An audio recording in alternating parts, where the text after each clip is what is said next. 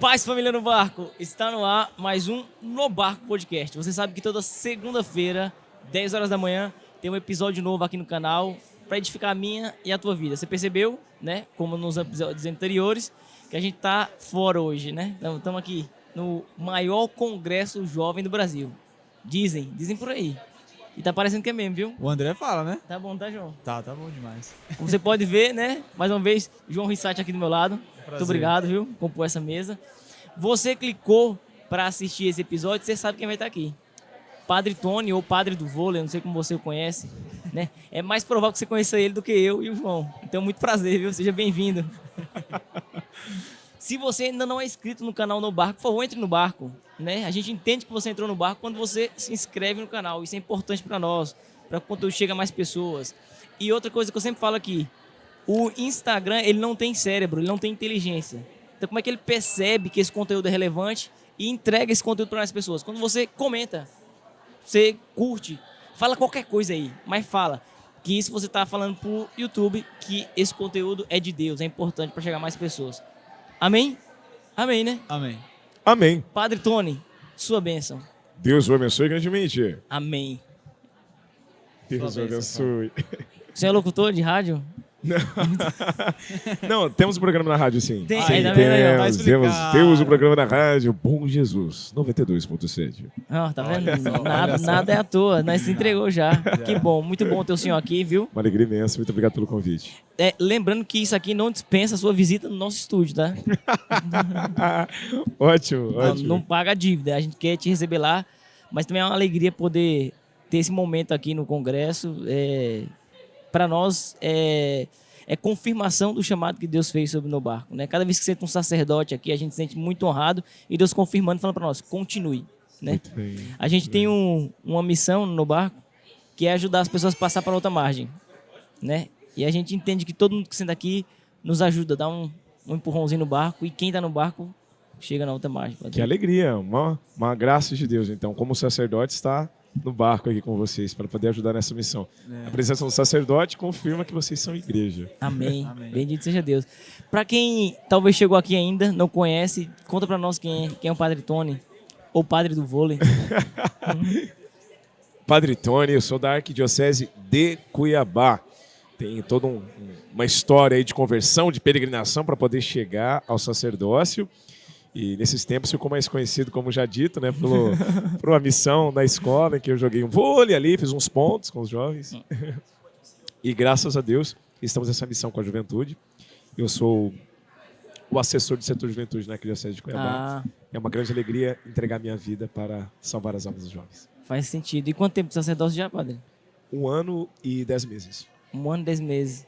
Nossa, é recente, mas parece que já tem um destino traçado no ministério, muito específico, né? Com a juventude. É impossível não ver esse vídeo do senhor e não lembrar de Dom Bosco, né?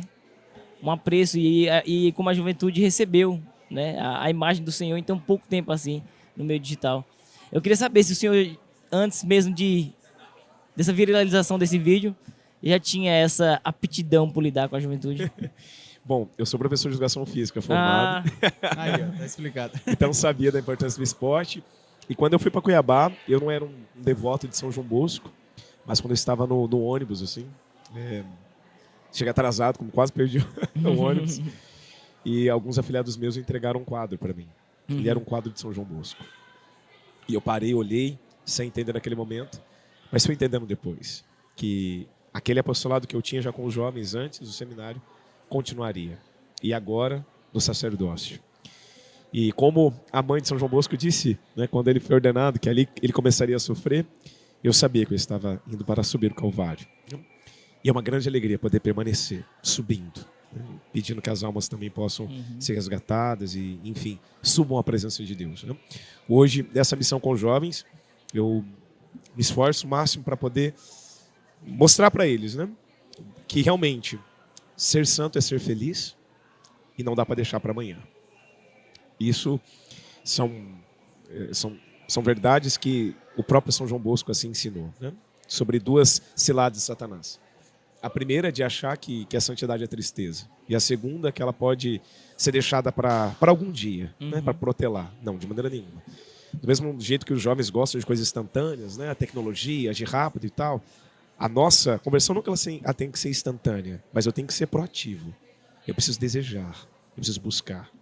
E o esporte marca isso, né? Eu não posso dar mole, senão eu perco a partida. Então eu preciso estar sempre lutando, buscando os melhores pontos, unindo a equipe. Então eu preciso de verdade entender que eu estou numa luta, num combate. Não vale uma medalha, não vale um troféu, está valendo o céu. E por isso é mais do que o Senhor, é o sangue, é a entrega, é a renúncia. E esta é a nossa alegria. E a maior certeza é que nós já entramos num time vitorioso. Sim. Nós não vamos perder, porque Cristo já ganhou na cruz por nós. É o que eu costumo dizer, né? Muitas vezes a gente desfalece por falta de ler os últimos versículos da Bíblia. Ali já tem o resultado de tudo, né? Então você imagina, eu sempre faço a comparação. Por mais dramática que seja a situação de um time no campo de futebol, se ele tiver a certeza do resultado final, isso vai trazer paz ao coração dele, né? Sim. Então Jesus disse, né? No mundo tereis aflição, mas coragem, eu venci o mundo. Já tem alguém que venceu por nós, já nos deu o resultado final da... O campeonato tá ganho Tá já. ganho. Você imagina o Brasil naquele 7-1 contra a Alemanha. Na certeza, entendeu? Tá 7-1, mas fazendo a comparação, eu tenho certeza que isso aqui vai acabar bem. Sim, sim. Muda tudo. Muda tudo, exatamente. E até numa entrevista que fizeram conosco lá no Apostolado com Vôlei, eu lembrava que são 6, né, que jogam em campo. E 6 é o número da imperfeição. Para que essa partida tenha valor, tem que ser em nome de Jesus. Então me reúno com os jovens lá, rezando. Começa com o coração e termina com o coração. Porque se Cristo não estiver conosco, não será perfeito. Ele tem que estar com a gente, aí completa os 7. Né? E realmente, os pontos, o caminho devido é que sejam 3 passes, né? Sejam obtidos com 3 passes, é o devido, né? Recepção, levantamento e o corte. Pai, Filho e Espírito Santo. Né? Então, do mesmo modo, eu preciso estar agindo na presença, né, da Santíssima Trindade, buscando sempre estar nesta unidade, né? Compreendendo que realmente eu recebo a graça, o Senhor me levanta e eu vou, né, até onde Ele deseja que eu vá. Ele me lança. No caminho, né, da graça, a gente é uma bolinha, Santa Teresinha, assim, né, lembrar, uma bolinha na mão do menino Jesus. Senhor, faça de mim o que quiseres. Eu estou aqui. E se eu me entregar verdadeiramente, Ele fazer pontos. Almas serão conquistadas para o reino eterno. Não, e faz sentido o que o senhor está falando, justamente a questão da felicidade, que é própria da santidade. A gente conversava há pouco com o Roger, né? E eu lembrei de um tempo, do meu tempo de início de caminhada ali. E aqueles amigos meus também que estavam no início da caminhada tinham uma tendência a ficar recluso, quieto, e tinha até medo de brincar, né? Achando que a espontaneidade, a alegria, de alguma forma, podia prejudicar o caminho de santificação. Mas muito pelo contrário, né, padre? E você tocou num ponto bem interessante, né? Quando eu fiz o encontro vocacional, eu ficava pensando, falei, nossa, mas se eu for ser padre, se Deus me chama a ser padre, eu teria que ser padre com essa mesma alegria. E entre os jovens. Se ser sacerdote for mudar tudo isso, eu acho que não vai ser vontade de Deus, porque isso é tão dele em mim, eu acho que seria contrário à vontade dele. Olha só. Né? Porque aí ia destruir o que ele mesmo colocou. Então, não é uma paixão a ser colocada, não é uma paixão a ser renunciada, não é um jeito a ser renunciado, não, é um carisma. E o carisma não se renuncia, se confirma. Então, quando eu olhei, né, eu estava no encontro vocacional, olhei para um diácono que estava lá, todo feliz, entre os jovens ali, vocacionados. Eu falei, eu acho que é aqui. Naquele momento, assim, eu vi ele de batina e tal, tudo e louvando. Eu falei, assim eu me vejo sendo padre, com alegria entre os jovens. É isso que eu vejo, para poder me entregar. Obviamente, isso, a gente, para ser feliz, a gente nunca vai deixar laxa a verdade, nunca você vai tentar afrouxar as coisas. Ótimo. Porque só há felicidade na firmeza. Eu não sou feliz numa ilusão, eu sou feliz numa verdade. Que tantas vezes me dói, mas me salva, me levanta, me resgata. A gente não vai ser feliz abraçando uma ilusão, de maneira nenhuma. Eu quero a verdade mesmo, mais que ela doa. E eu vejo isso com os jovens. Né? Esses dias, uma situação tão tensa, uma jovem chega, apresenta, no meio das missões, ela vem, quero um caso super tenso. E eu disse exatamente o que a igreja assim nos ensina. Que não era uma coisa confortável para ela. Ela tinha que renunciar verdadeiramente. E ela chorou e falou assim, nossa, eu nunca me senti tão amada. Eu falei, minha filha, levou uma paulada no meio do peito, né? Mas naquele momento em que eu falava para ela a verdade, tinha um olhar de amor que era do próprio Cristo. Né? E um sorriso verdadeiro para dizer, você não está sozinho. A verdade é dita, isso é muito bonito, né? Sim. A igreja anuncia a verdade e não abandona. São braços abertos, vem. Filho pródigo, volta. Eu sei que você fez, mas tem uma casa para você. Vamos lá, você não vai sentar sujo na mesa, não. Você vai ter que ter roupas novas, então você vai ter que se lavar, você vai ter que se confessar. Pega essa roupa nova. Essa aliança é tua. Essa sandália é para você. E essa mesa é para você. A gente fica diante do altar com a certeza, meu Deus, eu sou amado de verdade. Eu sou amado. Não é bagunça a igreja. Muitas vidas bagunçadas querem que a igreja seja uma coisa assim, de maneira nenhuma. A gente aceita a todos, está aberto a todos, mas não a tudo. Porque tantas coisas precisam ser renunciadas, mas é uma alegria imensa. Aquela jovem disse, eu quero ter força para renunciar. Eu sei que eu ainda não consigo, mas eu não sou feliz assim. Eu sei que para ser feliz plenamente, eu teria que buscar, até o ponto que eu consiga renunciar tudo aquilo que desagrada, meu Deus. Olha só. E realmente, quem de fato quer se encontrar com algo que transforme a sua vida, busca por algo que seja verdadeiro, né? Sim. Porque, às vezes a gente tenta, de alguma forma, ocultar uma verdade para que agrade as pessoas e ela se aproxime, mas quando ela se aproxima dessa forma, ela não encontra o que estava buscando. Porque a alma humana, independente do estágio que esteja, está buscando sempre a mesma coisa. Sim. Né? Por exemplo, meu pai é jardineiro. Então, tem um jardim super bonito. Ele é super zeloso para cultivar, para podar, é tudo muito bonito. E meu irmão é pintor. Certo. Então, meu irmão pinta lá a natureza morta, né? Pinta as flores, pinta os frutos. Eu acho lindo, é até mais perfeito, né? Ali os quadros. Mas eu não trocaria, né, o jardim do meu pai pelos quadros do meu irmão. Eu fico com o jardim, porque é verdadeiro, tem perfume, eu posso tocar. Ali tem um pomar, eu posso me alimentar. Então aquilo que é verdadeiro alimenta. Não é um quadro para colocar sobre a parede e ser uma ilusão. Simplesmente uma aparência. Não é aparência. É tudo. Me alimenta, me sustenta, me ampara. Ali eu consigo ficar. O quadro eu só consigo olhar. E o jovem é triste quando ele só espera o olhar dos outros. O olhar. Olha e se expõe. Quando a gente descobre a verdade, a gente percebe que ela nos alimenta, ela tem perfume, ela nos ampara. No jardim eu posso ficar. Eu posso me deitar ali. Assim é a verdade também. Um fruto de plástico não sacia fome, né? Eu vi um testemunho de uma moça, ela contando, né, ministra também, mulher de Deus. Só que numa crise, no meio do ministério dela, ela perguntando para Deus por que o ministério não estava fluindo, ela chegou na casa de uma amiga e foi pegar uma fruta, na fruteira, aí quando foi pegar a fruta era falsa. Aí Deus falou no coração dela, você tem gerado fruto, mas seu fruto não é verdadeiro. Né? E por isso ele não te satisfaz, ele não te preenche. Exato. Olha a figueira. A figueira tinha folhas. Tinha um degradê de verde. Que figueira bonita, que folhuda. Que adianta? Gente muito folhuda se não dá frutos, se não dá figos. Então é preciso realmente viver as podas. É porque eu vejo isso também, né? Meu pai podando. Eu falei, pai, mas por quê? Mas vai ficar feio. Agora. Depois vai frutificar. Precisa receber as podas. A própria Senhor ensina isso na palavra. A gente precisa suportar as podas. E tantas vezes, com os jovens, eles sabem, precisam ser podados. Mas eles vão dar frutos. Se não forem podados, vão ficar de folhas e um dia secarão. E tem aquela questão também assim, ó, a mentira eficaz, ela tem que parecer verdade, senão não funciona, né? E é aí que você vê a juventude se perder, buscando a verdade numa mentira que é muito bem contada. Sim, muito bem contada, divulgada. Tem toda uma mídia para confirmar ela, né? Sim. Toda uma mídia. Mas, realmente, e essa é a luta do jovem cristão. É ir na contramão. A gente quer ir mais confortável, a gente quer com o apoio de todo mundo. E o jovem cristão ele vai na contramão, ele vai contra a corrente. De verdade. Nossa, mas isso é muita loucura. Sim, uma loucura. É uma loucura. Mas é possível, né, padre? Sim, não só é possível, como eu só serei feliz nesse combate. Porque quantos jovens, e eu já escutei esses testemunhos, estavam numa multidão, todo mundo buscando a mesma coisa, mas se viam tristes. Sabiam que aquilo não preenchia. Iam porque todo mundo ia, mas realmente, do profundo do ser, sabiam que alguma coisa estava errada. Quantos jovens disseram isso? foram para as drogas, foram para uma vida de pecado, de fornicação, porque outros iam, porque parecia, mas sabiam, né? Sabia. Tem aquele momento, eu falava isso semana passada, você tem aquele momento que você vai chorar no travesseiro, que você vai estar sozinho.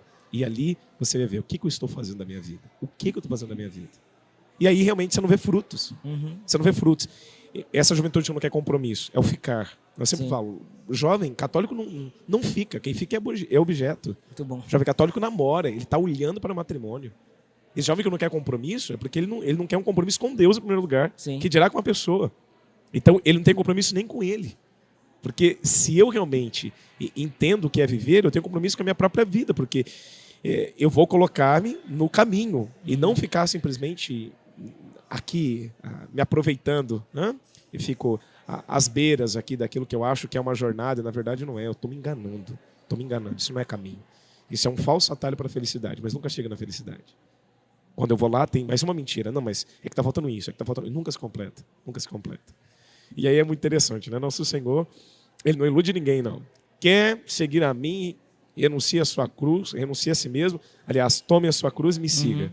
Renuncia a si mesmo. Quem renuncia a si mesmo, lembra Santa Afonso de Ligório? Renuncia a tudo. Renuncia a tudo. Não estou renunciando simplesmente uma coisa, um prazer. Eu estou renunciando a mim. Que demais. Então, se eu renuncio a mim, eu renuncio a tudo. Tudo aquilo que realmente não agrada o meu Deus. Quem renuncia a si mesmo, renunciará. Então, isso é central. Renuncia a si mesmo. E tome sua cruz e venha. Então, você vê que ele não iludiu? Ele está dizendo, olha, é isso mesmo. Então, e quando essa cruz pesar? Vinde a mim todos vós que estáis cansados, sobre os vossos fardos eu vos aliviarei. Quando a cruz pesa, eu tenho que rezar mais, porque a presença de Deus em mim, crescendo no sentido da graça, e eu vou sentir menos o peso e mais realmente o abraço. Eu vou sentir Deus comigo. Porque no caminho do Calvário, Jesus teve um sirineu. Nós não temos um sirineu, nós temos o próprio Jesus. E esse Jesus, ele não vai do lado da cruz, ele vai dentro de nós, para a gente poder carregar o madeiro. Não, é no nosso ombro mesmo, mas ele está sustentando o nosso ombro. Que demais. Existe uma responsabilidade que é nossa, né, padre? A gente precisa fazer a nossa parte. Claro, com certeza. Eu falava aos jovens, hoje aqui, o Senhor disse para a filha de Jairo, levanta-te. É uma atitude que tem... né? Levanta-te. Imperativo, não é simplesmente ir lá, tá de pé. Não, levanta-te. Ou seja, ele estende a mão, mas ela precisa corresponder a isso. Então é isso que a juventude precisa entender. Até para poder... Ainda falando dessa passagem, ainda acho interessante porque ele pede para ela levantar, depois ele pede alimente ela e ela põe-se a andar. Você vê que tem o pós, né? A ação de Deus ali. Não pare, não fique parado, né? Acho que é o abade Jean-Baptiste Chaudard, né? A uma toda apostolada, ele diz, né? Quem não progride na vida espiritual regride. Não existe ficar parado. Exatamente, não existe ficar parado. Ele fala para ela, levanta-te, ele falou, agora alimenta ela, ou seja, né? Doutrina, formação. Isso, porque realmente esse jovem ele fica aí dormindo na vida porque ele não está sendo alimentado. Não está sendo alimentado. Eu vejo hoje os frutos, né, de famílias católicas, assim, né? Graças a Deus, lá em Cuiabá, muitas famílias assim, lutando, estudando, buscando, rezando, adorando. Você vê umas crianças assim que estão muito mais preparadas para o combate. O tempo mudou, não mudou, padre? Nossa, meu pai do céu. Tá vendo uma juventude assim que a gente sabe que é um combate contínuo, né? Claro, eles vão passar por tentações, com certeza. Ninguém vai estar preso numa redoma. Mas é fato, você vê que eles estão mais preparados, porque tem uma casa que ampara. E aí, obviamente, louvado seja Deus, é isso que a gente tem que fazer. A gente tem que preparar famílias para isso. Sim. Do outro lado, a gente precisa olhar para esses jovens que não têm uma estrutura e falar, meu filho, levanta e vai. Não fica esperando seu pai e sua mãe mudar, não. Não fica esperando sua casa mudar, não. Ó, levanta. Ah, mas ninguém vai me dar de comida. Você já é grandinho para você ir lá e fazer sua comida. Então levanta e faz sua comida. Senão você vai morrer de fome. Então levanta e busca. Vai se confessar, vai buscar. Minha mãe não vai, você pode ir. Né? Vai, se levanta, faz o que tem que ser feito. É isso. Então a gente tem que formar as famílias para que os jovens sejam mais bem preparados, ou seja, para que homens e mulheres comprometidos mesmo, né? com o Senhor, com a sua própria fé, com a sua própria vida e com a vontade de Deus. Por outro lado, temos que olhar para essas casas que estão destruídas e salvar essas almas. E poder instigá-los, vai, seja um milagre, seja um milagre, seja um milagre. Quantos relatos a gente vê, né?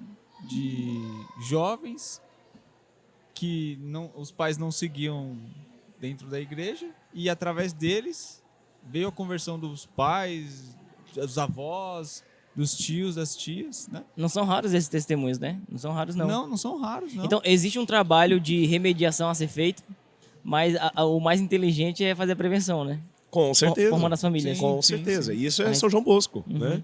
Prevenção, né? Método preventivo, é isso mesmo.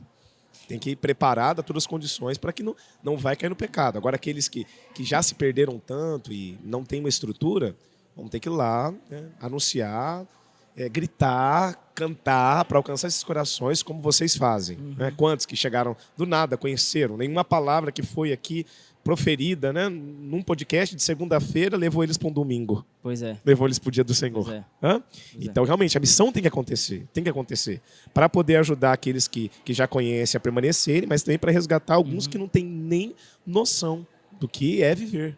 Eles estão simplesmente existindo e seguindo naquilo que eles acham que é um caminho, na busca por uma felicidade que eles nem sabem o que é realmente a felicidade. E hoje a gente vê muito essa realidade, né? Jovem, essa era digital, né?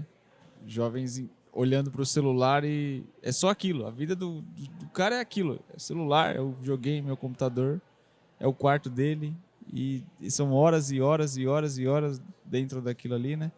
Sim, sim. Quando sai e vê o sol, sabe, nossa, existe o sol. Tem até medo do Lua, sol. Sim. E até eu falando para os jovens hoje, essa questão da fraternidade, né? Você precisa ir para a tua igreja mesmo, né? Conhecer as pessoas que estão nessa busca pelo céu.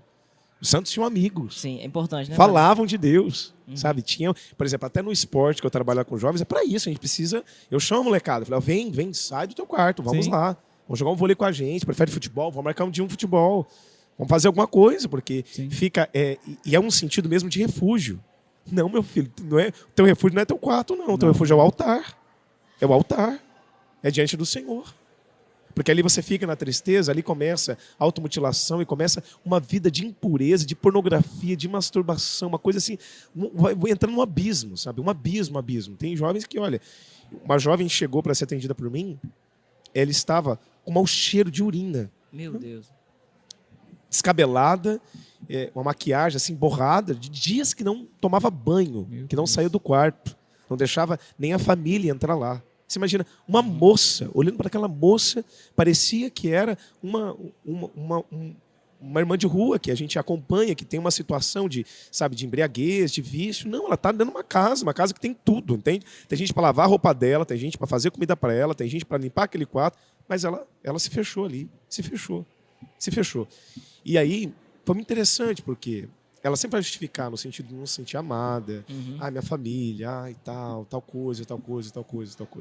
E tem uma sociedade muito vitimista, assim. Sim. Ao invés do jovem perceber, nossa, eu preciso me levantar, não é uma coisa muito vitimista. É porque essa sociedade que não me entende, Terceiriza que sempre, não né? me ama, meu pai e tal. Porque aí começa, um problema do meu pai, começa sempre um problema que veio, não sei o quê e tal. O problema é teu, e tem que ser resolvido, então se levanta daí, vai. É o que eu falei para ela, falei assim, vem cá, vamos caminhar, lava essa cara, arruma esse cabelo, toma um banho, arruma esse quarto, porque... E aí vem um pensamento de morte, com certeza é um pensamento de morte, porque ela está vivendo como se fosse morta, ali, sabe, mofando naquele quarto. Não, jovem, tá errado isso, mas não chegou assim do nada. Foi todo um processo, entende? De problemas, de dificuldades e tal, de alguma coisa aqui e tal. E não pediu ajuda, né? Não pediu ajuda. E a família, enfim, tem suas limitações. E aí chegou lá. Mas escutou um monte de gente que não alimenta. Porque essa molecada, eles ficam ali no quarto, mas eles não ficam no quarto escuro somente. Tem um celular. Então eles estão vendo coisas, eles estão escutando coisas. E coisas que confirmam aquilo que é ruim. Confirmam que realmente é isso. E tantas vezes... músicas que tendem, sim, ao suicídio. Gente que fala banalizando isso, sabe? Nossa, é uma coisa assim que chega a mirar por dentro de maneira nenhuma. E isso é uma coisa que os jovens precisam entender. Presta atenção naquilo que você está escutando. Porque, tantas vezes, está confirmando o inferno que se abre e não o céu de verdade que já está aberto para te resgatar. Então, jovem, alguns escutam, é verdade, mas voltam para aquelas músicas, voltam para aquelas pessoas que eles acompanham. Não tem a atitude prática após o conselho. Exatamente, não, menino. Para realmente, eu falo isso para os jovens, ele entendeu, você entendeu, você está arrependido e tal, vamos. É o seguinte, você vai ter que cortar isso aqui, você vai ter que mudar isso aqui, você vai ter que vir aqui. E é muito bonito, porque às vezes entram uns jovens assim de súbito ali na igreja. Fica diante de Jesus sacramentado e chore, chore, chore, chore. É aqui. É o refúgio. É o refúgio. É o refúgio. Ai, vamos lá. Não, não. Deixa eu chorar. Deixa eu chorar. Deixa eu orar, se encontrar com Deus. Eu fico ali, eu atendo os jovens à confissão diante do Santíssimo Sacramento. Que demais. E aí eles vêm, muitas vezes para conselho, muitas vezes para pedir auxílio e tal, e tantas vezes para confissão. Então eu fico ali e eles vão chegando. Esses tempos foi 5h30 de atendimento. Que demais. Só de jovens. Só de Na, e vem, na confissão, e vem, cara. vem, Olha vem. só. Sempre tem uns adultos que entram no meio porque quer aproveitar o momento, mas em si a juventude, né, vem e é uma coisa assim tão bonita, jovens que chegam se cortando, que não conseguem nem se arrepender, mas está ali. E por que você veio? Por que você veio aqui? Minha mãe falou para eu vir. Ah, é? E você consegue se arrepender? Não consigo me arrepender. Já chegaram, já falaram, tá. Aí você começa a cavar só um pouquinho assim, no coração. Só um pouquinho no coração. Falei assim, você não consegue se arrepender? E você se corta sempre, sempre. E por quê? Não sei. Não sei por quê. Eu falei, eu sei por quê você se corta. Por que eu me corto? Eu sei por que você se corta. Porque você está procurando alguma satisfação. Só que sabe por que você se corta? Porque você nunca encontra. Você não encontra satisfação. E você viu como está ficando feio? Você viu como está ficando marcado? No entanto, tem pessoas tão felizes que mostram que a gente não precisa fazer isso. Não. E sabe por quê? Porque tem alguém que foi cortado. E aí, logo acima de nosso Senhor Jesus Cristo, tem um altar, acima do ostensório, com Nosso Senhor, está o cruz. Olha para aquele. Olha para ele. Foi tão cortado. Cada corte para que a gente nunca se cortasse. Para que a gente não se machucasse, para que a gente não se ferisse. E aí, muito interessante, né? Porque tem que ser um chamado de encontro. Olha, só deixa ele te amar. Meu Deus, quando esse jovem dá uma abertura, é lindo demais. É lindo demais. Tantas vezes eu não consegui segurar o choro e falei assim para um dos jovens, você vai vir aqui e você vai se confessar. Porque você está começando a se arrepender dos seus pecados. Semanalmente estava lá, dizendo suas dores. Com um diário, contando tudo o que aconteceu. E dizia, eu não me cortei essa semana. E aí, na outra semana, eu não me cortei. Já fazem 2 semanas. Até um dia que disse, eu não vou me cortar mais. E hoje eu vim para me confessar.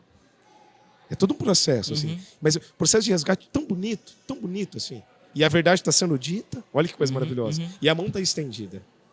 Isso é lindo, essa é a nossa igreja. Essa é a nossa igreja. E aí a gente consegue ver esses jovens saindo desse quarto escuro, porque tem um sol que não tem ocaso, que realmente, cada dia mais, eles estão abrindo, né, para poder enxergar. Eis o mistério, né? Chamar a juventude para esse encontro. E toda iniciativa de evangelização, seja ela qual for, só faz sentido se desembocar no altar, nos sacramentos, né? Senão, com certeza. Hoje eu vou falar para os jovens, eu falei, olha, vocês precisam rezar, primeira coisa, pedindo fé, vida sacramental, confessar bem, comungar bem. É isso. Vida fraterna, tem que estar com pessoas que estejam na busca pelo céu. Né? Vida intelectual, vocês precisam estudar na fé. Vocês precisam ler a Bíblia, vocês precisam ler o catecismo, vida de santos, conhecer e tal. E aí vai ter vida de missão. Você precisa ir para o anúncio, você precisa ir lá buscar, você precisa servir, você precisa estar ajudando no apostolado como vocês. Você precisa fazer alguma coisa, sabe? Porque aí completa a coisa, completa. Aí são 5 chagas, aí são 5 mistérios.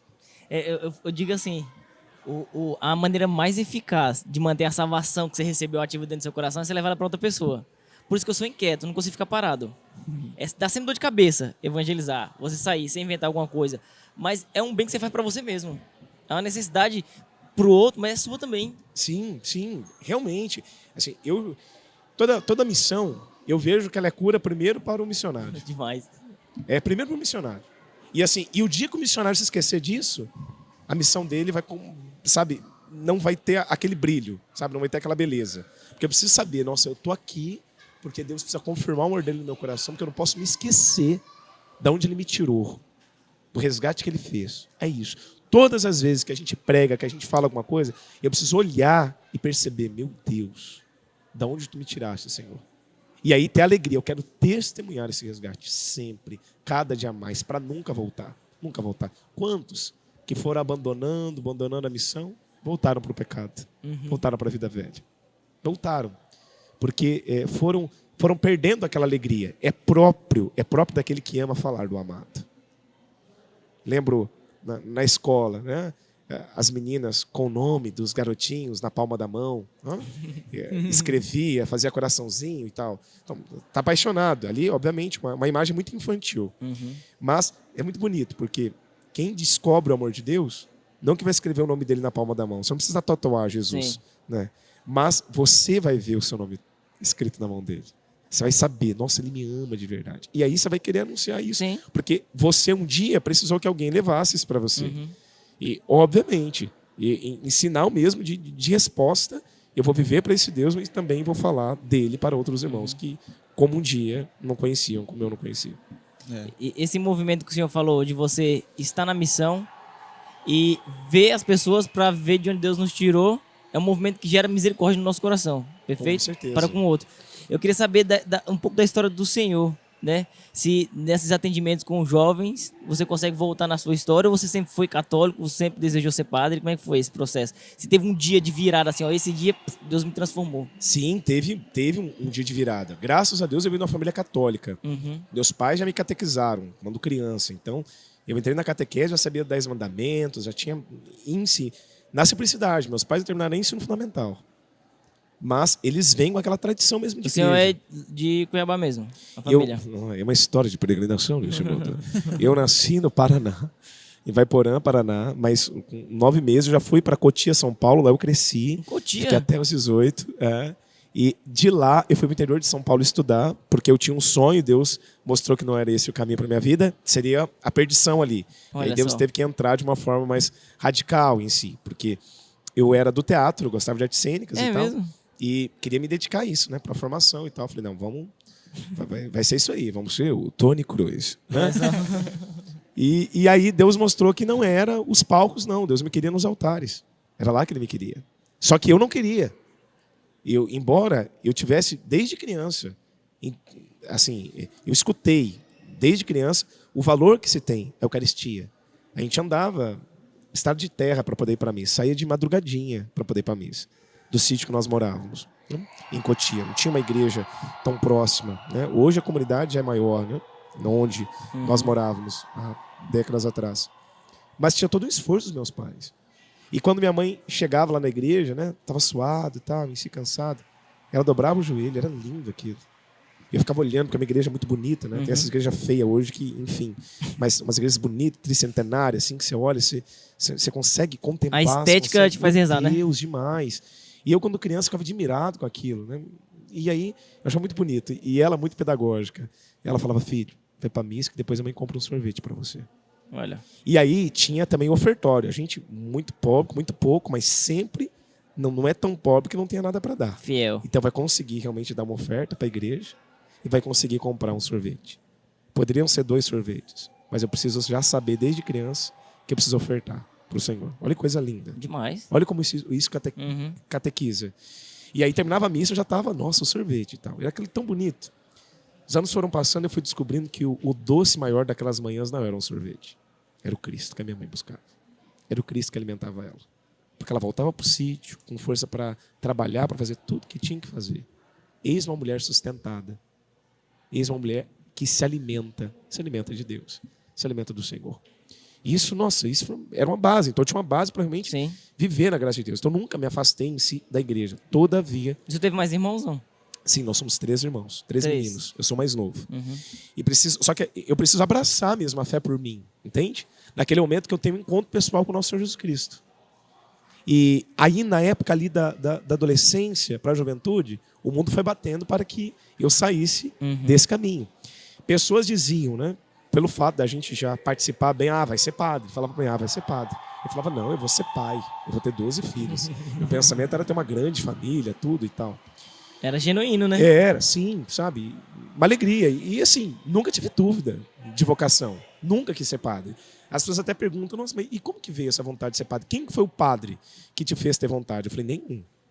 Eu nunca pensei em ser padre e o movimento do meu coração foi por causa de um padre que eu vi. Não foi.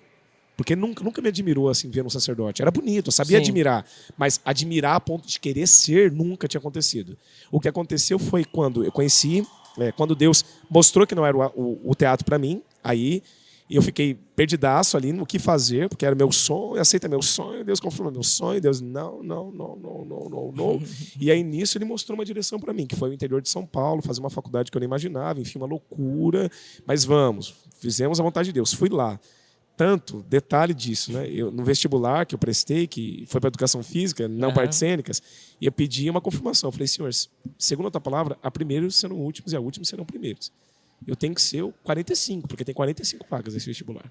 Se eu for o 45º, eu vou ter certeza que é a tua vontade. Olha só. E quando saiu o resultado do vestibular, eu procurei olhar, né, porque ele sabia. Meu irmão ainda perguntou, mas como que vai ser? Eu falei, não, a pergunta não é o como ainda. A pergunta é, Deus quer? Porque se Deus quer, o como já está garantido. Quando eu fui olhar, estava resultado aprovado, classificação 0,45. Gosta de dificultar para Deus, né? Então, aí não tinha como, né? Aí eu fui. Aí nisso que eu fui aprofundando, né? Sozinho, sem aquele amparo da família. Agora é você, garotão. Agora é você, Israel. Vai. Agora é você que tem que abraçar. Agora é isso. E eu estava fugindo, sabe, daquela oração mais profunda. Por quê? Porque eu tinha medo de escutar Deus profundamente. Quando eu escutei Deus profundamente, ele falou que não era o sonho dele para a minha vida. Então eu tive que mudar a trajetória. Aliás, ele mudou a trajetória, eu tive que aceitar. Então, se eu escutar ele de novo, ele vai mandar para onde? Como vai ser? Então, eu fiquei com uma dificuldade acerca disso, né? Então, eu não estava colocando Deus em primeiro lugar. Eu fui seguindo. Essa faculdade? Então vamos fazer. Isso aqui, então vamos seguir. Mas até o dia em que eu tive um encontro profundo com Deus, que foi com um pobre de rua. E aí? E aí, nesse momento em que eu recebi um abraço tão forte, assim, tão forte do próprio Cristo, falei, não, minha vida... Mas o que você foi fazer na rua que você encontrou com esse pobre? É toda uma história. Mas a questão era, eu fazia um estágio na época, e aí, nesse dia, eu precisava chegar mais cedo em casa e tal, tinha um monte de trabalho para fazer, enfim, não era nem a faculdade que eu queria. Mas depois você se empolga com as coisas do mundo, né? Você se empolga. Tem um monte de coisa que está te empolgando. E você já perguntou se te alimenta e se é a vontade de Deus? Uau. Então aquilo estava me tá indo, vamos fazer, legal, tal, tudo, enfim. E aí eu fui, esperando o ônibus e tal, para poder ir para casa, perdi o ônibus. Isso é uma dor pro pobre, perder o ônibus. É trágico. E aí, pior do que perder o ônibus, é o ônibus ir, e você vê que tem alguém que poderia avisar o motorista, não avisa e ainda olha ainda, tipo, para ver a sua dor, a sua humilhação. Miserável. Você ali, eu falei, olha... Tá com a pedra. Então, e aí tal. Só que aí veio um ônibus logo, eu falei, nossa, que providência, veio um ônibus rapidão. Entrei no ônibus, peguei o ônibus errado. Eu vi que o lugar estava diferente, mas parou na frente da catedral, entrei na catedral e fui lá. Aí eu sabia. As falei, providências. não foi o ônibus errado, é o ônibus certo, é o ônibus que Deus queria, Deus que enviou aqui, é a carruagem do Elias. E aí entrei na igreja e fui rezar. E foi nesse dia que foi um encontro profundo com Deus. Porque eu fui para rezar. Deus falou, olha, é isso aí, eu entendi. É a igreja, tá, desce e vai fui no Santíssimo. Chego lá, cheguei ali diante dele, qual a minha oração? Mais rasa do que pires de xícara. E eu olhando para Jesus... Obrigado, Senhor, graças a Deus, tudo de bom. Minha família, graças a Deus. Meus estudos, graças a Deus, tudo de bom. Oração de jogador de futebol. Obrigado, Senhor, graças a Deus, tudo de bom. Obrigado, Senhor, graças a Deus, tudo de bom. E eu tentei sair da igreja uma vez. Começou a chover, voltei. Obrigado, Senhor, graças a Deus, tudo de bom. Obrigado, Senhor, graças a Deus, tudo de bom. Obrigado, Senhor, graças a minha família, graças a Deus, tudo de bom. Tentei sair de novo. Chuva, voltei. Tome. Continuei. Tentei pela terceira vez. Falei, entendi, vou ter que ficar aqui. Aí fiquei lá. E tinha uns jovens que estavam lá. Jovens que tinham feito um retiro comigo já, naquela cidade mesmo onde eu fazia a faculdade. E os meninos estavam tão numa concentração assim que eu estava até admirando. Falei, cara, que bonito. Né? Parece que é uma estátua de tão profundo. Né? Tentei até imitar eles, mas não aguentei. Eu não paro, né? Começo a movimentar, coça a cabeça, se levanta e tal. Enfim, eu sei que daqui a pouco os meninos se levantaram. Quando eles levantaram, olharam para mim e tal. E a primeira coisa que eu pensei, estão vivos, né? Olha, eles estão vivos, né? Eles estão vivos. Se levantaram. Eu falei, você lembra da gente e tal? Eu lembrava, não sabia o nome. Então mandei aquela que é certeira. Irmão! É o código. Rapaz! Tal. Lembrava deles. Que alegria. Pô, você vai ficar pra missa? Obviamente que não, né? Eu tava querendo sair da igreja, só não sei por causa da chuva, enviada e tal. Falei, não. Não falei nada, mas meu coração, obviamente.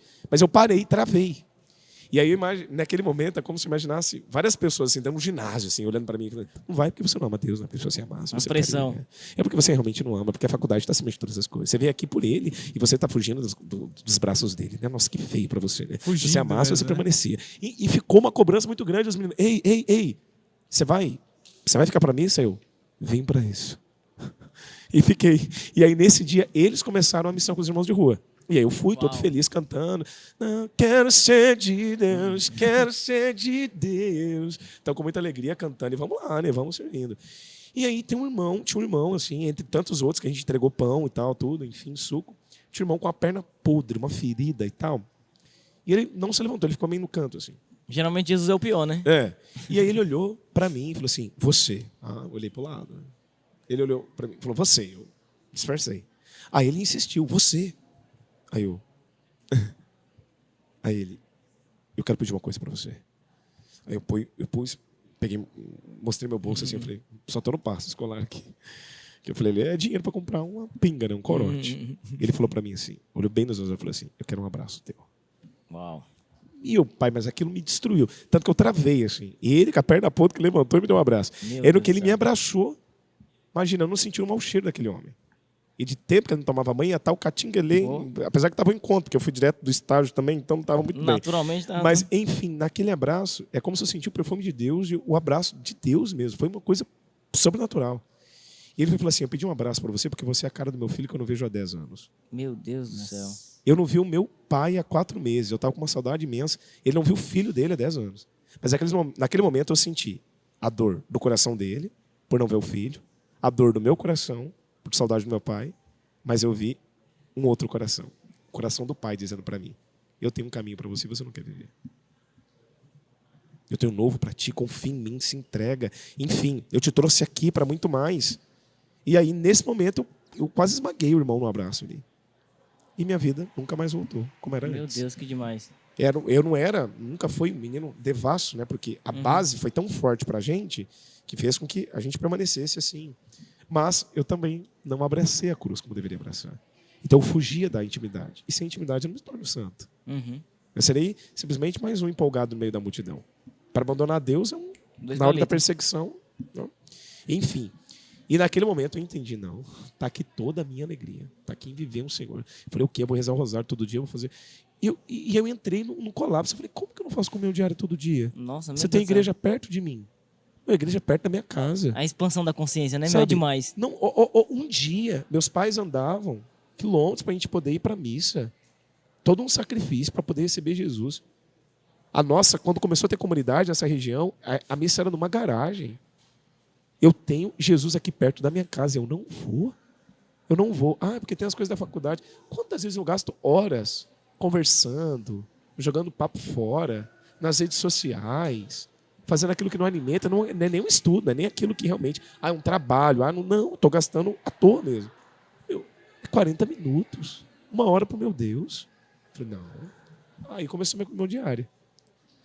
E é uma grande graça poder dizer isso, né? Porque depois disso eu comecei, eu falei, qual é a tua vontade para minha vida, Senhor? E aí um dia, esses meninos, eu perguntei para eles o que eles iam fazer da vida, né? Imaginei que um seguiria na empresa do pai, o outro também ia trabalhar alguma coisa, ia fazer faculdade e tal. Eles falaram, não, Deus está pedindo mais de nós. Eu falei, como assim está pedindo mais? Nós seremos sacerdotes. É Eu falei, mesmo? o quê? Sacerdote? Padre? Sim. Deus está chamando a gente a ser padre. Eu falei, naquele momento, eu comecei a perguntar, Senhor, tu estás me chamando também? E eu falei, é isso? Será que é isso? Só que assim, eu aprendi com os meus pais a sempre guardando, rezando, né? Uhum. Então eu falei só para Deus. Não falei para mais ninguém. Fui entrar na internet, procurei congregações e tal, e ninguém me aceitava, não teve uma permissão, assim, venha, estamos aqui. Nada. Deus Sem mesmo. motivação. E aí eu falava, Deus, mas eu quero ir agora e tal. Aí Deus mostrou, não, eu tenho a minha vontade, tem um tempo a cumprimento da minha vontade. Eu falei, eu não quero ir mais para a faculdade, esse povo não te ama, não fala mais, não fala de ti lá, não te anuncia. Meu Deus. Aí eu falei assim, então vai, fala de mim, me anuncia. E vai ter alguém falando de mim, me anunciando. Aí foi quando começou o apostolado. Aí foi quando eu coloquei a camisa de Cristo na faculdade. Até ali eu estava só seguindo. Ah, vamos lá. Educa é mais legal, né? As frasezinhas do grupo de educação física. E aí eu falei, não, mas agora eu vou mostrar qual que é a alegria da minha vida de verdade. Aí começou as brigas, né? Aí o professor comunista, né?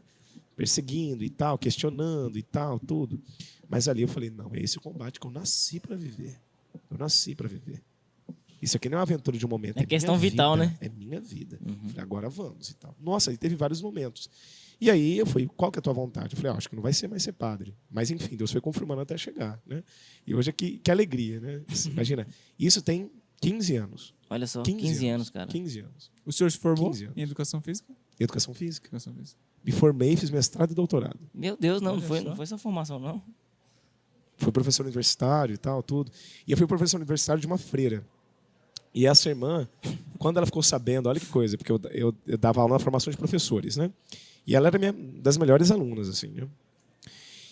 E certa vez eu pedi um exercício para eles e tal, que era uma atividade que a gente faz com as crianças. Né? Eu especializei nessa área mais pedagógica mesmo, né? Uhum. Eu fui um pesquisador do desenvolvimento da imaginação, pra vocês terem noção. Pesquisador do desenvolvimento da imaginação. Né? Que é bem para formação mesmo, como auxiliar a criança, enfim. Como uma pedagogia que realmente dê conta, né, de ajudar a criança nesse Desenvolver imaginário. desenvolvimento e tal, tudo. E aí eu era contador de histórias e tal, bem um pouco da questão do teatro. Enfim, Deus preparando, né, velho? Meu Deus do céu. que coisa. E aí o que acontece? Eu fui dar uma atividade a ser feita com as crianças, para elas falarem de um momento especial da vida delas, para trabalhar na questão da afetividade e tal, que é uma coisa muito importante e tal.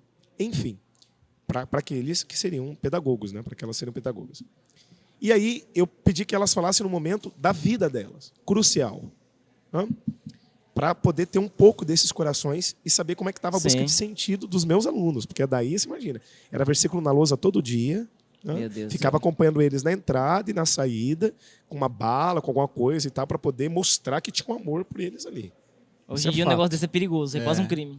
Tirava foto todas as que era? aulas e tal do final. Desculpa interromper, senhor. Qual que é a faixa? Era a faixa de idade das crianças? Você dava aula? Que eu dava aula, eu dei aula durante 8 anos para crianças de 3 a 6 anos. E na faculdade, aí eram os universitários, né? De 18, 19 anos a mais velhos. De né? 3 a 6. Duas Isso. fases bem distintas, Duas hein? fases, Bem mas distintas, essa de 3 a 6 a gente costuma falar que é a fase esponja, né?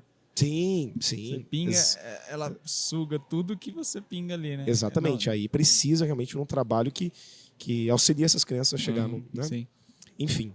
E aí, numa atividade que eu dei, falava. A pergunta era um momento crucial da tua vida, assim. Para eu poder. Eu falei, olha, vocês são um composto, né? Corpo, alma e espírito. Então, vocês precisam entender que a gente vai para a sala de aula com todo o nosso ser. Para entender aquele ato, né, como uma missão também. Minha profissão como uma coisa unida a mim. Porque eu falava, olha, se vocês não estão dispostos a amar e a cuidar, vocês vão procurar qualquer outro emprego que não lide com corações, Uau. não lide com vidas. Uhum. Ser professor é um mistério, sabe, Missão. muito grande. E aí o que acontece? Vários colocaram situações e tal, tudo, e eu fui conhecendo um pouco mais esses alunos. Tá a dica aí. Para você conseguir isso em tudo que é catequese, tudo, conheça bem essas histórias. Para você conseguir, né, levar esse evangelho, né, ponto de, né? E olha, e Deus agiu poderosamente assim, porque entre as coisas que eles foram dizendo, teve uma coisa que chamou a atenção, e era essa minha aluna freira. Ela falou assim que o momento crucial da vida dela foi o encontro de 2 abismos. O encontro do abismo da miséria dela com a misericórdia de Deus. Uau. Nossa, isso me pegou. E eu coloquei contra o peito aquilo e rezei. Pô, foi minha oração. Minha oração. E ali eu ficava falando, Senhor, qual é a tua vontade? É para eu ser padre? Porque até ali eu fiquei segurando a coisa ainda. Porque esperando o tempo de Deus. Nisso teve namoro, teve tudo nesse tempo. Tudo na santidade, tudo com a plena noção do que era realmente o dever, aquilo que tem que ser cumprido. Nunca olhei para trás. Depois daquele abraço, eu nunca olhei para trás. Meu Deus do céu. E naquele aguardo, Deus foi mostrando realmente que era muito mais. Aí uma aluna chegou, entrou na minha sala, eu me tornei coordenador de curso. Ela entrou na minha sala, sentou e ela ia trancar a matrícula, porque ela estava com um problema. Eu falei, qual é o problema? Era com um professor. Uma disciplina específica. Como era coordenador, eu tinha que resolver. Certo. Ela falou, não, eu desisti e tal. Eu olhei bem para ela, falei, esse problema é com ele mesmo? Ela, sim. Eu só olhei para ela e falei assim, como é que está a tua casa? Como é que está teu matrimônio? Destruiu. Naquele momento, desarmou. E ali eu percebi. Eu ajudei ela, tal. Aí eu falei, meu Deus, eu acho que isso foi mais sacerdócio do que pedagógico. E aí, nesse momento, eu ficava andando assim nos corredores, falando assim, qual é a tua vontade? Qual é a tua vontade? Qual é a tua vontade? Aí uma jovem chegou, olhou para mim, uma aluna minha, e falou assim, professor, o senhor namora? Eu disse, não namoro. Mas como assim? O senhor não tem ninguém? Eu tenho a Cristo, e Ele me basta. Mas então o senhor vai ser desses assim, que não casa? Eu falei, então eu estou discernindo minha vocação. Se for vontade de Deus, eu serei sacerdote. Eu estou esperando ele confirmar isso para mim. Aí ela falou assim, não, o senhor vai ser um ótimo pai. O senhor tem que formar uma família, o senhor vai ser um ótimo pai e tal. Aí uma outra chegou e falou assim, não, ele vai se entregar totalmente pelo Cristo. Ela falou assim, olha, eu sou protestante.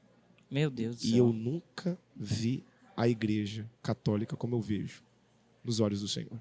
Que demais, Meu padre. Deus do céu. E eu sinto que realmente Deus chama corações a se entregarem totalmente. E o Senhor vai viver plenamente pela obra. Ele disse isso.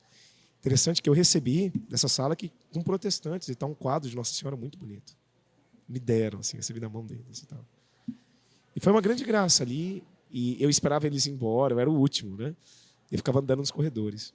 E eu falei, Senhor, quando será a tua vontade, o que queres e tal.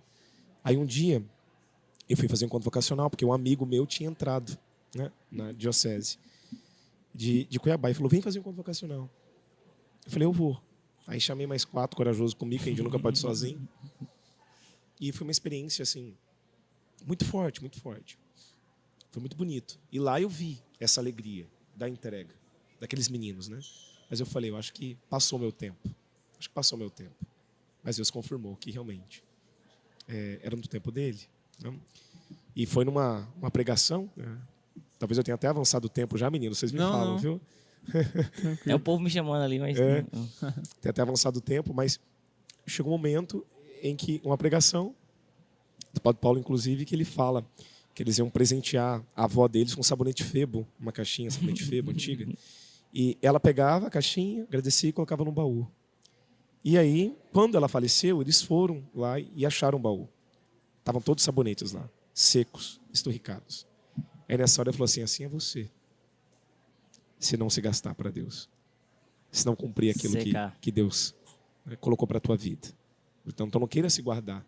E aí eu me vi como aquele sabonete querendo se guardar. Não, confia. Então aquele encontro vocacional foi crucial. Falou assim, é agora e não se guarde. É agora e não se guarde. Falei, então tá, coloquei minha vida nas mãos do sacerdote.